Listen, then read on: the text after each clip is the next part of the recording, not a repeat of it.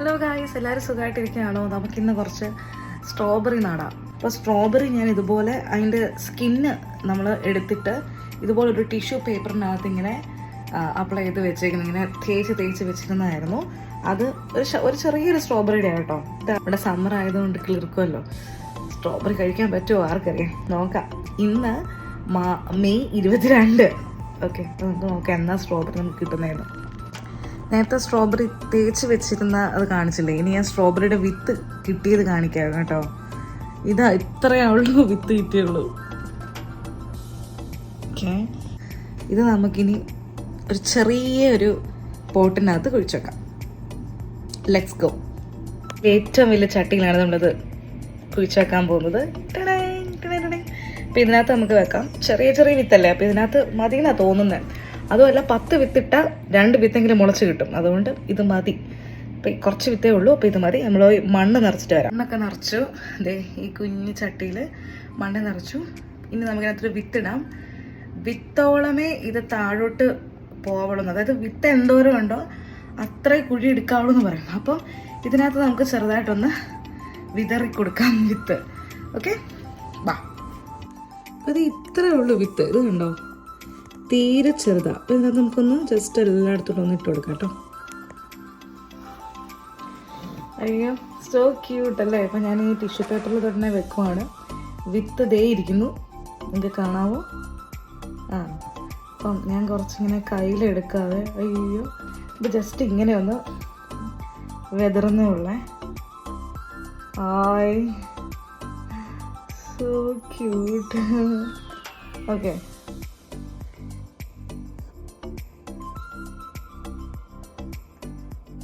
ഇതിൻ്റെ വിത്ത് ഒട്ടും ഇല്ല കേട്ടോ. ശരിക്കും പറഞ്ഞാൽ സ്ട്രോബെറിയുടെ ആ ഒരു മേളിലുള്ള ആ ലീഫുള്ള ഭാഗമില്ലേ, അതിൻ്റെ കുറച്ചൊന്ന് കട്ട് ചെയ്തിട്ട് അതുമാണ് മണ്ണി കുഴിച്ച് വെച്ചാൽ. പക്ഷെ ഇതുവരെ ട്രൈ ചെയ്തിട്ടില്ല, അതൊന്നും നിങ്ങളോട് പറഞ്ഞിരുന്നില്ല. പക്ഷെ ഞാൻ വീഡിയോയിൽ കണ്ടായിരുന്നു. പക്ഷെ ഈ മെത്തേഡ് ഞാൻ കണ്ടിട്ടുണ്ട്, അതുകൊണ്ടായിരുന്നു. ഇതിൽ ഏതെങ്കിലുമൊക്കെ 2 എണ്ണമൊക്കെ ഇങ്ങനെ മുളച്ച് വരും. ഓക്കെ,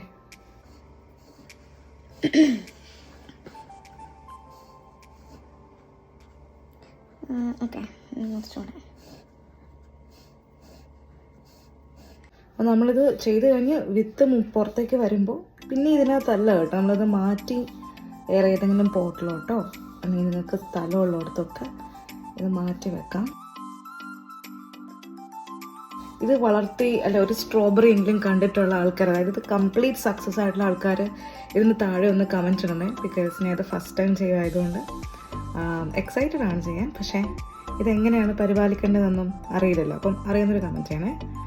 ഓക്കെ, അപ്പോൾ ഇത് ഡൺ. ഇനി കുറച്ച് വെള്ളം കൂടെ സ്പ്രേ ചെയ്യാം. അതിന് മുന്നേ നിങ്ങളെന്ന് കാണിക്കാം. ഓക്കെ, അപ്പോൾ ഇതാണ് ഞാൻ വിത്തിട്ട ഒരു പോട്ട്, കാണാവോ? ഓക്കെ, ഇനി നമുക്ക് വെള്ളം സ്പ്രേ ചെയ്ത് കൊടുക്കാം. ചെടി ഇഷ്ടപ്പെടുന്ന, ചെടി വളർത്തുന്ന എല്ലാവരുടെയും വീട്ടിൽ മസ്റ്റായിട്ട് കാണുന്ന ഒരു സാധനമാണ് ഇത്, ഈ സ്പ്രെയർ ബോട്ടിൽ. ഇത് എനിക്ക് ഒത്തിരി ഇഷ്ടപ്പെട്ടു, ഈ നീല കളർ ബോട്ടിൽ. പിന്നെ അത്യാവശ്യം വെള്ളമുണ്ട്. ഞാൻ എല്ലാ ദിവസവും ചെടിക്കൊക്കെ സ്പ്രേ ചെയ്യാറുണ്ട്. അപ്പോൾ എടുത്ത് വെച്ചതാണ്. ഇനി ഈ ബോട്ടിലേക്ക് ഇതിങ്ങനെ സ്പ്രേ ചെയ്ത് കൊടുക്കാം.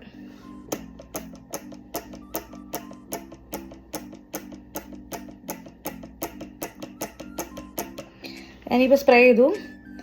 ഇത് ശരിക്കും പറഞ്ഞാൽ ഒരു ട്രാൻസ്പെറൻറ്റ് ഒരു പ്ലാസ്റ്റിക് വെച്ചിട്ട് ഇങ്ങനെ കവർ ചെയ്യുന്നതായിട്ട് ഞാൻ വീഡിയോയിൽ കണ്ടിട്ടുണ്ട്. അങ്ങനെ അതിൻ്റെ ഈർപ്പം നിൽക്കുമല്ലോ, കവർ ചെയ്തിട്ട് അതിൻ്റെ കുറച്ച് ഹോളിട്ട് കൊടുക്കണം. അപ്പോൾ നമുക്ക് ഈർപ്പം ഇങ്ങനെ നിൽക്കുമല്ലോ, അപ്പോൾ ഇങ്ങനെ വളർന്നു വരുന്നതാണ്. പക്ഷേ അൺഫോർച്ചുനേറ്റ്ലി അതിൽ പ്ലാസ്റ്റിക് ഒന്നും ഇല്ല. പക്ഷേ ഇത് മതി. ദേ, ഞാനിപ്പോൾ ഇത് ഒഴിച്ച് വെച്ചിട്ടുണ്ട്. എത്ര ദിവസം എടുക്കും ഇതൊന്നും എനിക്കൊന്നും ഒരു അറിവുമില്ല. ബിക്കോസ് ഇതെൻ്റെ ഫസ്റ്റ് എക്സ്പീരിയൻസ് ആണ് വിത്ത് സ്ട്രോബെറി. അപ്പോൾ ഇതെങ്ങനെ വരുമെന്ന് നിങ്ങളോടൊപ്പം ഞാൻ കാണിച്ചു തരാം. ഓക്കെ, അപ്പോൾ അത്രേ ഉള്ളൂ.